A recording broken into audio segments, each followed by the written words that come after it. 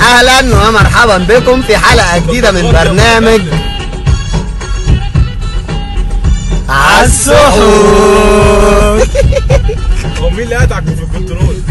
انا الكنترول معايا سعيد. عايزين نسجل سعيد بقى، ما تقرفناش.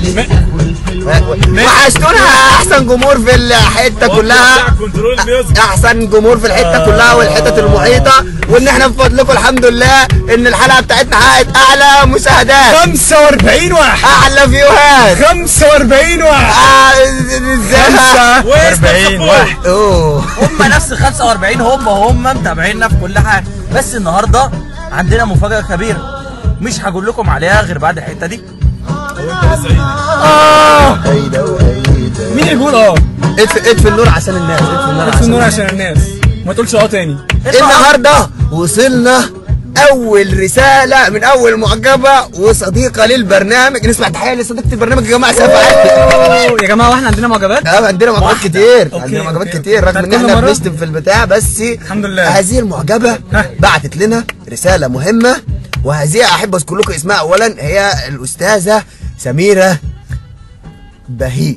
على فكره عادي، احنا كلنا شباب وكلنا بهيج. لا سعيد، يعني انت فاهم غلط يا سعيد. لا ثواني انا هفهمك يا سعيد، بس انا فاهمك. ثواني بس، انا عندي يا سعيد بهيج مش بمعنى ان هي بتهيج وكده، لا يعني مش الفيرب بهيج اسم بابا. ما انا هفهمك يا سعيد، اديني فرصه افهمك. لا بص افهمك حاجه، مش هي اللي بيحصل لها كده، ابوها. صح يا عمر؟ انا صح كده؟ لا يا طارق برضو انت غبت. انا غبي. ويا جماعه طبعا لا نذكر شيئا مما سبق، ولكن اعتبر كل ده ملغي. هذه الرساله من معجبه البرنامج حبيبتنا الغاليه. طب انا هسأل سؤال، هي بعت الرساله قبل ما ابوها يحصل له كده ولا بعد ما ابوها حصل له كده؟ وده زعل يا استاذ عليا يا ابني، دي بقى ابوها بيهيج فينا. لا بهجه فرح يعني سعاده، يعني ابوها سعيد جدا. طب ما تبقى اسمها سعيد يعني لا غير اسمها خلاص سعيد. بس معلش انا عندي سؤال مهم في الموضوع ده. نعم، يعني هل ابوها سمع الحلقه فهاج ولا هو هايج؟ علي الصب يا ابني يا جماعه. ورجعنا بعد سلسله من الاعطال والمزنقات، وصلتنا رساله من صديقه البرنامج سميره سعيد. ايوه تمام كده، سميره سعيد. ابقى على تزل ابوها. كلنا شباب وكلنا سعداء الحمد لله. هذه الرساله كانت بتلفت انتباهنا لحاجه مهمه يجب ان نوضحها في هذا البرنامج. الرساله بتقول ان انا حبيت البرنامج قوي، ولكن احنا يعني شغلني فكره ان انتوا بتستخدموا لفظ ابن الوسخ، وهذه الشتيمه تنفر الشعب المصري، ولذلك وجب التوضيح. يا جماعه ابن الوسخ دي يعني ديرتي صان، يعني لا ابن الوسخ هنا مش بنستخدمها كشتيمه او كلفظ. الوسخ هنا بتعبر عن مدى الاستخدام الحاجه، يعني مثلا لما اقول مثلا الواد جاب مجموعه نسخ، يعني اكستريملي مجموع كبير. انما انا مثلا مش ماشي في الشارع فشفت امه لا مؤاخذه الواد سيد مثلا وسخه فبقول له يا ابن الوسخه، لا ما فيش الكلام ده. ممكن اقول له يعني وجب التوضيح. وبعدين يعني اصلا يا سميره انت اسمك في حد ذاته كان شتيمه واحنا عندناها، فما ينفعش تبقى اول صديقه للبرنامج، بس احنا بنحبك ونقول لك شكرا على انت معانا من مؤسسين البرنامج. ممكن اقول لها على نصيحه، انت ممكن يعني باباكي تجيبي يعني جردل ميه ساقعه وهو عارف.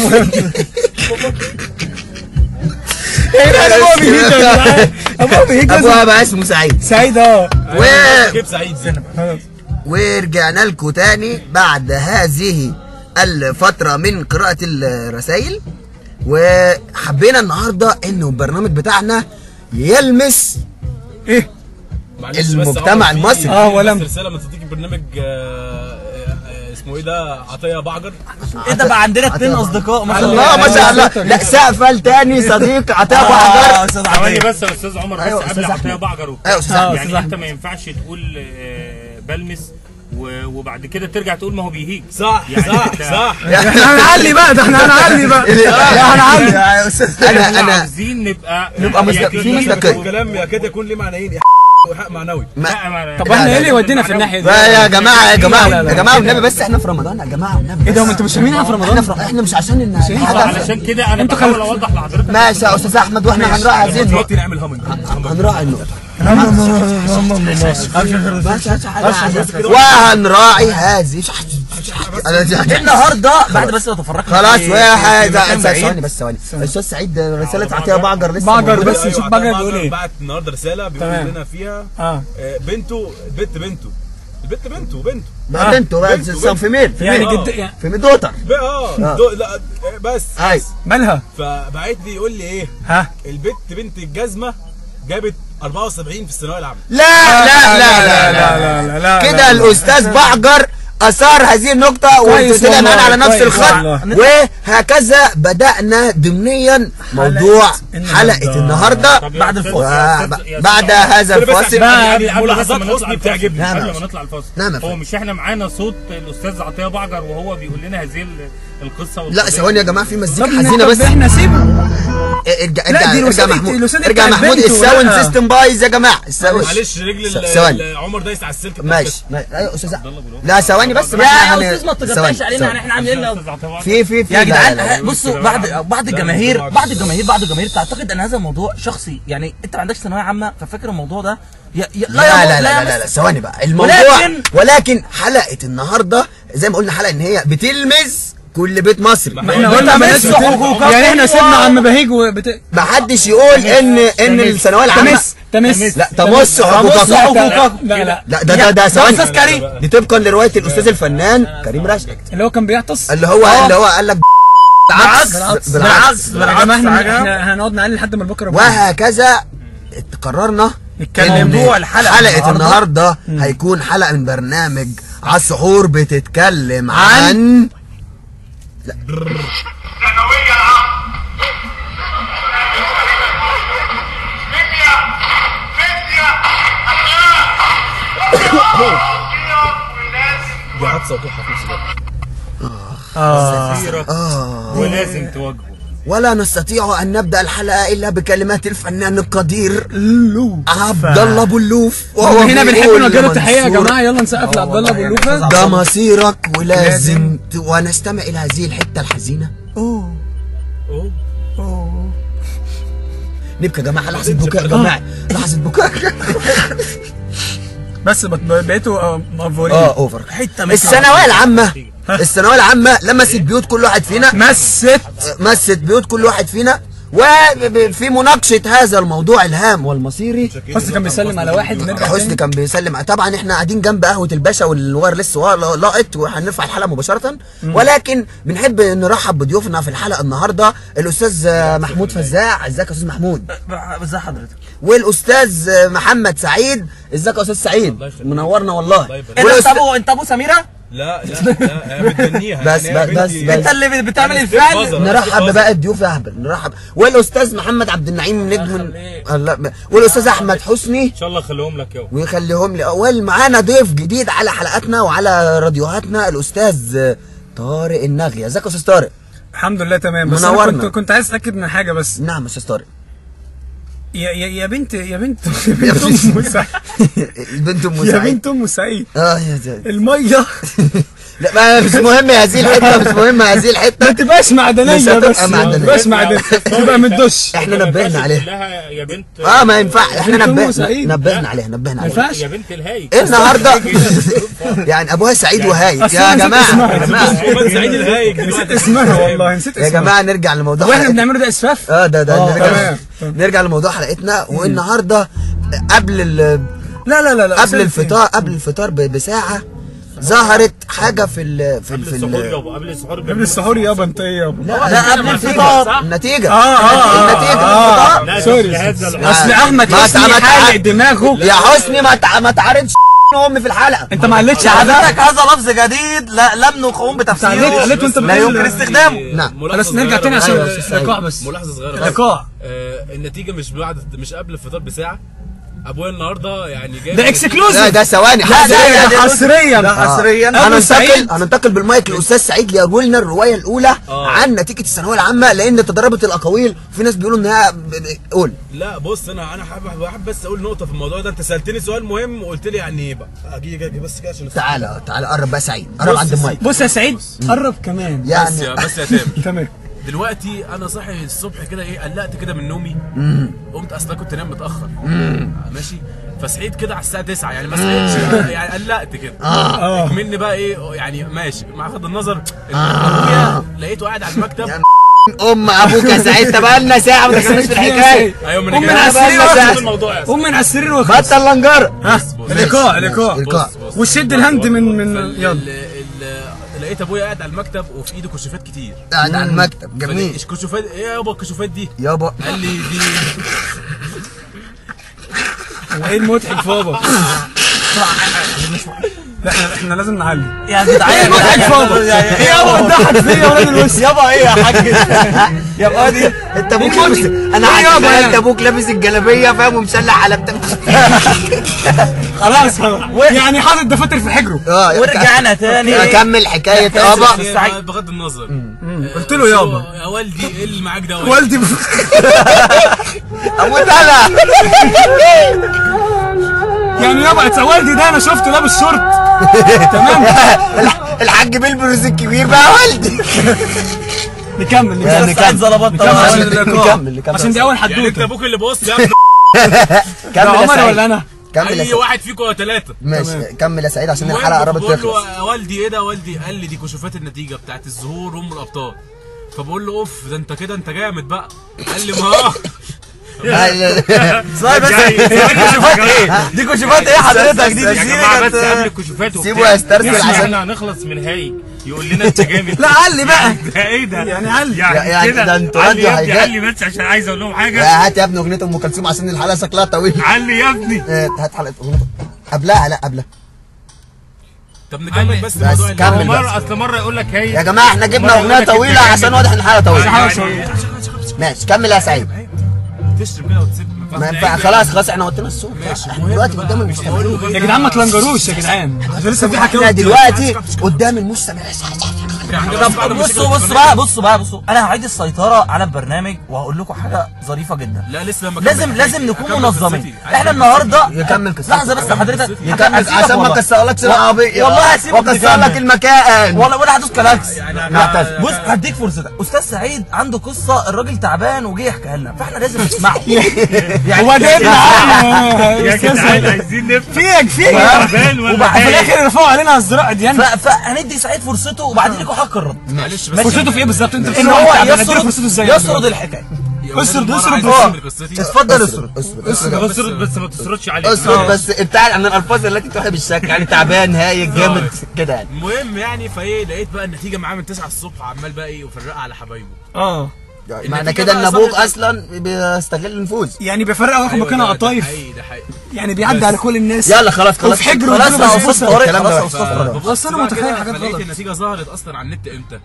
قبل الفطار بساعه زي ما انت قلت. بس ممكن اسالك سؤال يا سعيد؟ ايه؟ ابوك عنده اكونت على الفيسبوك؟ لا ابويا مش على الفيسبوك. ابوه اقرع اصلا. تمام يعني انت اللي ابوك شغال كوافير. مالناش دعوه مالناش دعوه. كمل قصتك تمام. نسيت انا مضاعر على فكره. تمام. شفت النتيجه طلعت وافتكرت الناس جابوها فرحت عملت اتصالات عشان اشوف الناس جابوها ولا لا. قالوا لي لسه. استنى هات حماسه وعصام نسلم عليه. لا ما تجيبوهمش. هنسلم عليه. ازيك يا حماسه؟ ازيك اتفضل يا يلا. لا هو نوعا ما حاجه قريبه من كده. لا انا ما اسمحش ان يطلع لنا كده. بص انا هنهي القصه خلاص كده. يعني ابوك خد القطايف وخد لا يعني طب حضرتك المجمل العام للنتيجه كانت حاجه حلوه. اتكلم بقى عشان ده مش حابب بس اقول يعني يا اولاد مش كده. ايه ده في ايه؟ في ايه؟ اصل مش اسلوب الراجل بيتكلم. خلاص لازم نحترم بعض. خلاص يا حسن تعليقاتنا وكومنتاتنا برضه. تعليقاتنا ايه بقى؟ ماشي. المهم بقى انا عندي ملاحظه عن لا خلاص يا ابني المره. خلاص يا جماعه الحلقه دي بقت. بص يعني انا لحظه بس النتيجه السنه دي زي الزفت. ليه؟ لا لسه بقى هنتكلم بقى. انت هتقعد تاخد تاخد وقت اخواتك. خلاص حكيت بقول لك ابوك. ايه يا سعيد معلش والنبي خلي الوالد يبعت لي حتتين بسبوسه. هو عارف عنوان عند الراجل اللي باخدهم في حجره بس. طب هنخش على الحكايه الثانيه. وبهذا مش ابويا حجر الزمر يا جدعان الزمر ابو طارق. طب ما مش اسلوب يا جماعه وهكذا تنتهي. هو انت ماسك البارتيشن ده حسن. خلاص يا جماعه خلاص. وهكذا تنتهي الحلقه الحكايه الاولى من حكايات الثانويه نتيجه الثانويه العامه النهارده. وعندنا اكيد حكايه ثانيه غريبه الاطوار. لان احمد حسني ما ايوه انا حاسس ان لان احمد حسني اصلا يعني احمد حسني عنده حكايه غريبه. هو كان بيجيب نتيجه الثانويه العامه لابوه قبل ما يقلوا ابوه. فده هنسمعه ولكن بعد اول اتصال تليفوني معانا من اول طالب او طالبه مش متاكدين مش عارفين لسه يا جماعه. وهيتكلم عن معاناته مع الثانويه العامه وهيدير هذه المكالمه الاستاذ طارق الناغيه. ونقول الو. الو ايه ده؟ الو طارق انا بجد متاثر قوي يا طب طارق. انا ممكن بس نوطي شويه، ممكن نوطي شويه عشان نركز. وطي بس عشان نسمع الحاجه اللي بتتكلم دي. اتكلمي انت بس. أنا ممكن اعرف اسمك الاول؟ انا شكلك حاسس انك تعبانه صح؟ انا سميرة بهيج. سميرة. هو انت وحشتينا سميرة. طب بص يا سميرة، انا عايز اقول لك على حاجه. طارق اديني فرصتي وانا اتكلم. طب ما انا هقول لك بس عشان انا كنت بعت لك نصيحه وانت ما رضيتيش تسمعيها. اخدها في اخر الحلقه يا طارق. خديها حاضر. كمل. النتيجه طلعت بشعه يا طارق. اوه عملوا معانا كل اسم. انا بس طب كملي، انا مش هقاطعك بس كملي والجمهور سامعك. انا لسه ما سلمتش على باقي الشباب اللي معاك بيسجلوا. هو انت عايز تسلم عليهم واحد يعني انا واحد؟ سلمت عليهم وهم السلام وصل لهم. بس تمام.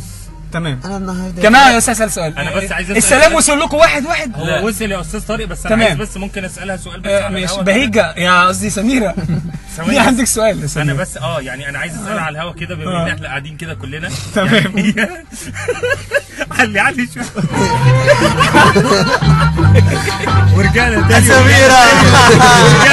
ورجعنا تاني. انا مش بحبك يا بقرة. ايه ده؟ يعني استنى ثواني يعني ايه تعالوا صوتكم كلكم تطلبوا رقمي مره واحده؟ ايه اللي العدد دي؟ معلش رجعنا تاني بس. يا استاذ طارق بعد اذنك اتفضل اسالها. لا اسالها. اوجه لها سؤال كده على طول. يا سميرة بس في حد هيسألك سؤال يسأل واحنا يسأل أستاذ أحمد يعني انت حسني. وصله لي وانا اشوف هوصله ازاي. يسأل استاذ احمد حسني استاذ نبيل. ماشي بس هو هيسمعه بس وانت هو سد ودانك. قولي يعني هو ايه؟ انا بس عاوز اسال. اه. هي لما ابوها عرف النتيجه عمل ايه بالظبط؟ يا ابني الوسخ. يا ابني الوسخ. احنا بنات عائلات محترمات جدا. انا اوصلها لها ازاي رساله؟ نزل دلوقتي. لا ثواني، انا اوصل بس اوصل. هيجي لك دور. انا ممكن اقول لك توصله لها ازاي؟ لا انا هجيب بقى نيتي. شغلانتي. طب اتفضل. يعني هو دلوقتي حضرتك لما باباك عرف النتيجه بقى لسه بهيج ولا يعني بقى حاجه ثانيه؟ طيب دلوقتي ثواني بقى اوصل. يا سميرة انت سامعانا؟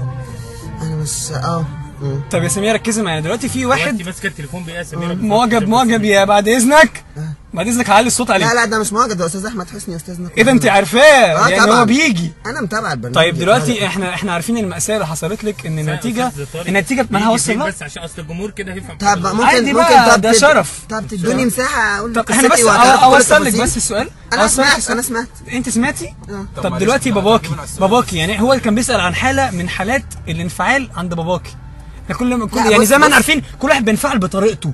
باباكي ليه انفعال معروف ويدل عليه لقبه. هل باباكي فعل ان هقول لحضرتك مره شفت ديك، مره شفت فرخه راح ناطط عليها ديك وفرق جناحاته. طب في واحد معانا هنا في حاجات فرقعت. بص يا طارق، احنا هنتكلم على بابا في البرايفت ماشي. اوكي. انا دلوقتي عايز اتكلم عن تجربه الثانويه العامه يا سعيد. طب استاذ سمير سؤال بس. ماشي. يعني هو الاستاذ حسني دلوقتي قال لك يعني هو ابوكي عايش كده ولا ايه؟ بس انا عندي تعقيب. يعني هل ابوكي بقى بهيج بعد النتيجه ولا هو بهيج قبل النتيجه؟ طب نسيبك هيجي على طول يا سعيد. طب نسيبك كمل. المهم نتكلم عن النتيجه بقى. نسيبك كملي يا بهيج. يعني النتيجه مش احد اسباب الهيجان. انا قبل الفطار بساعه. ايه ده انت بتصومي؟ قالوا لي النتيجه. لا يعني ايام وايام. اوكي. ايام وايام انت عارف انت عايش حياتك. تمام خلاص انت عارف يا سمير. يلا يا جماعه عشان احنا دخلنا على 20 دقيقه. لا احنا مسجلين من النص. اوكي. فالمهم يعني النهارده قبل الفطار بساعه ويشهد ربنا ان انا كنت صايم. اوكي مصدقك.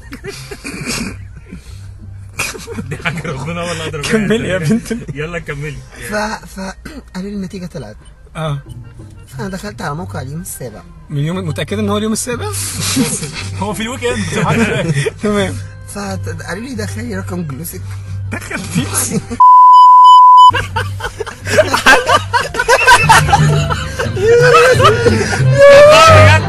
اقول لكم يا جدعان دماغي اهدوا شويه عشان انا تعبان وانا بسجل. ساعدوني. خلاص كملوا. ونرجع تاني بعد ما دخلت رقم الجلوس. فدخلت رقم الجلوس يا استاذ طارق.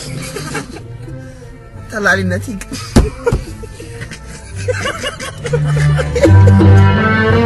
عيب كده عيب.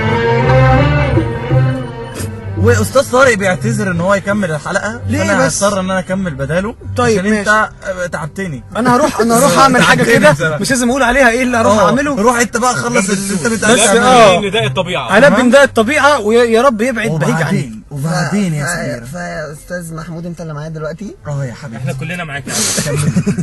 كملي قصتك. معانا ربنا يا طب يا استاذ محمود لان طب ممكن الجزء الجاي توسع بس. بس هلا بالنداء بس بعد اذنك توسع. الجزء يا استاذ الجزء طارق. يا استاذ طارق يعني حضرتك لازم تلبي النداء في الميكروفون. ايه ده؟ هو ده المايك؟ اوكي سوري. طب الجزء اللي جاي باشا يا جماعه. بس يا استاذ طارق انا السنه اللي يلا فاتت أستاذة سميرة. السنه اللي فاتت كنت جايبه 54%. يا بنت اللعيبه. بنت لعيبه ايه بقى؟ ما انا جبت النتيجه السنه دي. وبعدين يا سميرة حصل ايه اسامه يا السنة دي؟ منير. ازاي النتيجه تبقى اجيب 52%؟ لا لا لا لا لا لا لا اللي حصل ما ده عندهمش قلب يا استاذ محمود. حصل شيء بس انا عايز ارد من المسؤولين. انا بضيع يا اسامه. انا عايز والله ارد من المسؤولين. انا متعاطف معاكي جدا جدا جدا يعني حضرتك ممكن تديني رقمك بس غير اخر رقم نزل يعني تخيل حياه في بيت الاب فيه بهيج وفجاه نتيجتي جبت 52%. ابويا هيعمل معايا ايه؟ الجلاشة. أكيد. بس السؤال بس المستمعين اللي انا سامعه في ودني كده هل سامعه في ودنك يا استاذ محمود؟ 54 كانت تؤدي الكليه انت كنت حباها؟ لا انا كنت هخش كليه، انا كنت هخش جامعه الدول العربيه. بنعتذر يلا يا بنت الوسخ اقفل عليها. الوسخه اللي اقفل عليها اقفل عليها مع الكنترول بتاعها. اقفل عليها. يعني اي تليفونات كده يقفل يعني. ما انتوا كنتوا راضيين دي مش وانت تمام. عملت زي روها. معانا قصه حصريه فعليه حدثت لاحد افراد اسره البرنامج وهو ان انا اتصلت بيه النهارده بقول له اخوك عمل ايه في الثانويه لا عامه؟ مش هينفع تقول حكايات زياد. مش هينفع تقول حكايات زياد قدام الناس. يعني الواد اخويا ما ينفعش نشرده. يعني هو كان جايب 96 وبقى 93 وخلاص، انما هتشرد لاخويا قدام الناس؟ لا ده ابو البرنامج، لا ابو السحور، لا ابو المستمعين، لا ابو سمير بهيج، لا ابو طارق، لا ابو حسني يا ولاد. لا مش اخويا اللي تشردوه، مش اخويا اللي تشردوه. مش هتمشونا على مزاج. مش هتمشونا على مزاج. مش هتمشونا على مزاج. هنقول الاستاذ زين 19 سنه مش هيتعرف. طب خلاص انا شايف ان عمر هو اللي يعني صيح ممكن لاخوه وخلاص نقفل على الموضوع. يعني جدعان اخويا فوق كل مستوى الشبهات. انا عايز اسمع. اخويا مش حمار. انا عايز اسمع. اخويا مش حمار عشان تتكلموا عليه وتقولوا ان هو نزل. ما كل الناس نزلت. ما اللي جايب 92 نزل بقى 85 واللي جايب 30 ايه؟ 30 ايه يا ابن يعني ده 30 ليه؟ انا عايز اسمع حكايه الاستاذ محمد. لا لا لا لا لا لا لا لا لا لا لا محمد ثواني بس، معانا مكالمه حصريه بس من الكنترول. السيد وزير الداخليه هيخش عقب على النتيجه. الو مساء الخير يا حبيبي. مساء الخير سياده الباشا. معالي الباشا ازاي حضرتك؟ ازيك وازاي؟ اهلا باشا اهلا. انا ازيك وازاي امك؟ متابع الحلقه من بس الاول هنتلم. انت عندك مشكله في النتيجه؟ ايه؟ لا ما عنديش مشكله. لا انا شايف في عيني النتيجه انت جميله. انت شخصيا عايز ايه من النتيجه؟ خد دي، انت شخصيا خايف من حاجه؟ قلقان من حاجه؟ سامع حاجه عن النتيجه؟ واضح ان الاتصال بالممدوح فرج. قول يا حبيبي. عايز ماتش والله وانا قصدي هو اللي قال مش انا كده. عايز ماتش الاندرتيكر بعد اذنك يا استاذ ممدوح. قول يا حبيبي. واضح ان اقفل عليه، سك عليه سك عليه سك على ميتين امه. الداخليه مأمنه بس يا حيوان. متصل بكروس بتنزل يهرج ويسيب ما هو عليك الكنترول بتاعنا ده كنترول يعني مش عارف دخلنا اي حد يقول لنا انه لسه بجد بقى من بص يا استاذ احمد انا عندي حسني هو فكرة. اللي قال لي اعمل كده. ممكن كل واحد يحكي ازاي اخذ النتيجه. ونعود مرة تانية إلى أجواء البرنامج الهادئ الجميل العزيز الرائع. سيبوه. وبصوا هنهدى كده نص الحتة ديت. دماغي يا جدع. يا استاذ عمر انا عايز اقول التعقيم بتاعي يا استاذ عمر. بس يا أستاذ أحمد ورجعنا بعد فترة من الصمت ونتلقى اتصال تليفوني غريب ومريب. الكنترول بيدعي حاجة واحنا هنتأكد من ده دلوقتي. معانا على التليفون. الو يا ولاد ايوه يا استاذ بهيج. ايوه انا استاذ بهيج. انا استاذ بهيج. شغالين في الراديو يا بنت. احنا بس كنا عاوزين نعرف بس استاذ بهيج يعني الاعراض دي جات لك من امتى؟ يعني انت بدات تهيج من امتى؟ حضرتك انا مره. ثواني يا استاذ بهيج، ثواني يا استاذ بهيج عشان نحدد اطار العلاقه. تمام. دلوقتي بنتك قالت عليك بتهيج. انا ده حقيقي. يعني انت بتهيج؟ انا بهيج. ايه سر الافتخار؟ ما انا هحكي لكم. اتفضل. انا مره كنت نازل اجيب نتيجه الثانويه العامه برضه. الله ده ما شاء الله، ده انت ليك خبره في الموضوع. تمام. فمعدي جنب القهوه على نصره القهوه. اه لقيت قطه. بتعمل حركات مش يعني رفعت رفع اديلها يعني ده اكيد يعني رفعت ديلها. حضرتك رفعت ديلها خايفه من كلب مثلا. ما انا افتكرت كده قبل ما يعني انا افتكرت كده. يعني حضرتك مش لازم تبصرها، مش لازم يعني مش لازم قط. لا دماغه علي عليه سك عليه ده. يا استاذ بهيج، استاذ بهيج يا استاذ بهيج معانا اطفال بيتفرجوا على الحلقه، ما تنفعش تقول الاطفال بيربوا قطط. في اطفال ولاد بيتفرجوا على الحلقه. خلاص انا هحكي لكم الحكايه الاصليه. اتفضل حضرتك. انا مره كنت نازل اجيب نتيجه الثانويه العامه. هو العم مخلص. ما هو كل حاجه هنا، ولقيت كلبه. قابلت سلمان زفت. لا ده ما شاء الله ده غاوي حيوانات، وهنقفل على استاذ خرب. لا ما انا عايز اقول لكم انا كنت بهيج ازاي. يا استاذ لا مش مجال. هنعمل حلقه خاصه للهيجان يا استاذ بهيج. والسلام عليكم ورحمه الله. عارف يا بنت لو اتصلت بيهم تاني اعمل فيك ايه؟ خلاص اعمل فيك ايه؟ خلاص مش هعمل فيك. ودي كانت نهايه بهيج وبهيجه. نهايه الحلقه. وفي نهايه هذه الصراعات العظيمه اللي حصلت، نعود بالمايك الى الخلف، الى الهادئ الكبير، الهادئ الصامت، عزيم العظماء، محمد عبد النعيم. نعيم انت ايه رايك؟ انا احب اقول حاجه. اتفضل يا استاذ انا نعيم. بعتذر على كام دقيقه اللي عدت. ايوه انا بعتذر على نص ساعه تقريبا. 27 دقيقه الهس اللي انتوا عاملينه ده. ايوه واستاذ نعيم انت ده هس جامد جدا. ليه يا استاذ نعيم بس يا استاذ نعيم؟ بنتكلم في حقائق يا استاذ نعيم. بتمص الشارع المصري. لا ولا بتمص ولا يا استاذ نعيم. طيب بما انك العقل الراجح في هذا القصد، ممكن تحكي لنا ذكريات ثانويه عامه معاك ايام ما كنت بتجيب النتيجه؟ لا انا بعترض على الاسلوب الاوفر اللي انت بتتكلم بيه. يعني انت اوفر قوي. ودي اول شهاده حقيقيه من صح. هدي افخر بيها والله افخر بيها بتتكلم حضرتك. على ايه بس؟ بتتكلم على ايه ولا يعني ايه؟ بيتكلم على ذكريات حضرتك ايام ثانويه عامه. ايام ثانويه. ايام الدروس. الله. رايح جاي رايح جاي ازاي؟ انت ما بتروحش في الاخر يعني. يعني ادوا له فرصته. يوم النتيجه كنت حاسس بيه. انا يا جدعان لازم اقول لكم على حاجه قبل ما هو يكمل. استاذ باشمهندس بهيج بيحاول يتصل بينا تاني، بس انا بحاول امنعه. فادوا نعيم فرصته بدل ما اطلقوا عليكم. هطلقوا عليكم والله. ليه يا استاذ نعيم بس عشان الناس دي مش طبيعيه فعلا. يعني ايه الاسماء اللي انتوا بعتينها دي؟ صح.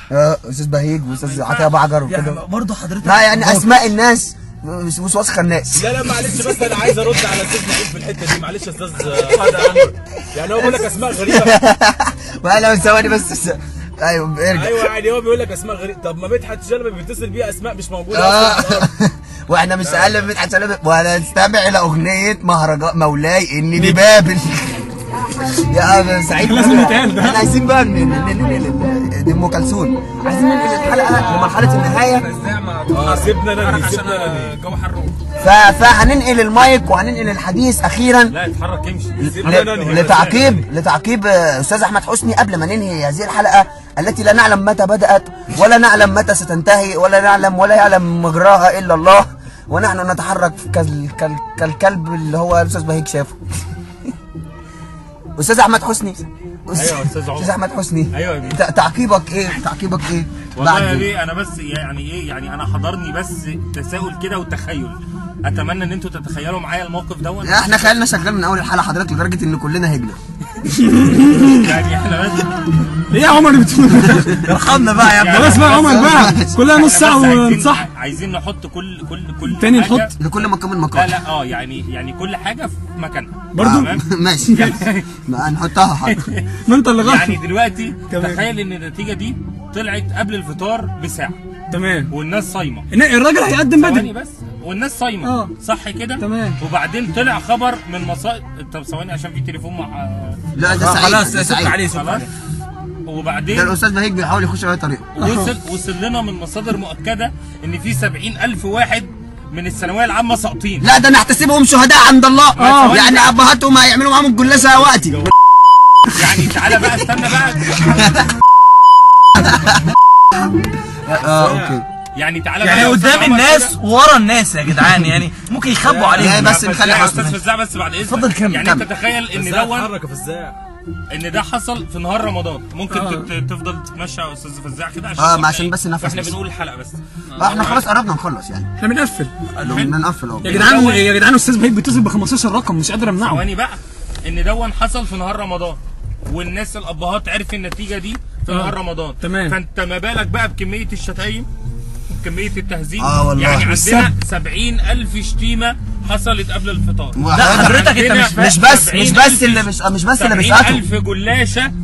70,000 جلاشه حلويات رمضان بقى وكده. طب بقى يا استاذ حسني ده داخل لي رمضان، ده الحلويات حاجه حلوه في رمضان. وبعدين تخيل بقى ان في 70,000 حاله طلاق قبل الفطار. هو بيقول لها شوفي ابنك روحي وانت طالع. لا وكمان في هذه النقطة أنا النهاردة أمي بتكلم زياد بتقول لها يا عيني ده العيال مش هيعرفوا يفطروا من الزعل. زياد وبتقول لها ازاي؟ هي بتقول لي زياد يعني اللي هو أخويا، بتقول له شوفي يا عيني مطلعين النتيجة. أنا مش هقول لها مش هنجيب سيرة زياد، مش هقول لها مش هنجيب لا ده حاجة حلوة حاجة حلوة يعني. فأمي بتقول لي زياد ده العيال مش هيفطروا يا عيني من الزعل. قال لها لا ماما ما تقلقيش ما هم فطروا خلاص، يعني فطروا بقى على الحاجات اللي أنت بتقول عليها ديت إن هم فطر جلاش بيشتموا جلاشة نسانيس كده يعني. يعني أنت تخيل في كام حالة جماعي؟ لا سحب الهواء من الأنف، سحب الهواء مع خروج صوت، سحب الهواء من الأنف مع وجود حشرجة، مع وجود حشرجة وهكذا يعني أنت تخيل في كام حالة من دي يا أستاذ؟ من السحب الجماعي. وهكذا نترككم وهكذا مع حتة من مسرحية كليك يمين وهي تعبر بتعمل اعلانات يعني بتعمل اعلانات يعني لقطه كده من ادينا حته كده من اللقطه كده. طب وطي الفنانه ام كلثوم اللي بقى لها ساعتين وعلمنا شويه. واضح ان احنا علينا على سكسين جابوا كده 51 خليها 100 عشان تعرفوا ان الناس بتسقف لنا. روح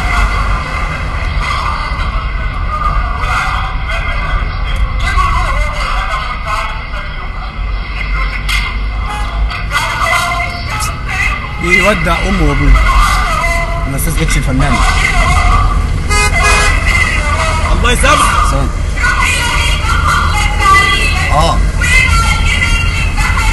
يا سلام الله يا الاء. الله لو كل الطلبه استخدموا هذا المنطلق كانت حياه الثانويه العامه بقت اسهل. وبهذا الدعاء العظيم التي قالته الفنانه الاء رمضان يعاونها في المشهد محمد ابراهيم اتش، ياسمين رشدي، عبد الله ابو الوفا، عمر عادل، مين انتاج لوفا ساعد في الاخراج، اخراج احمد حسني والنوبه كمان مره.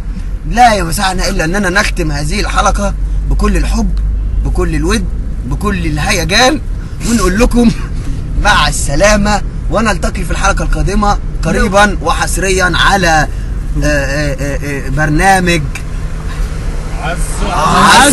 عالسحور. اقفل نقفل ايه كمان خلاص بقى يا جماعه هنقفل اهو خلاص اقفلوا بنقفل على حلقه زي الزفت. انا مش عارف والله بتعملوا حاجات خرا خلاص عليكم وعلى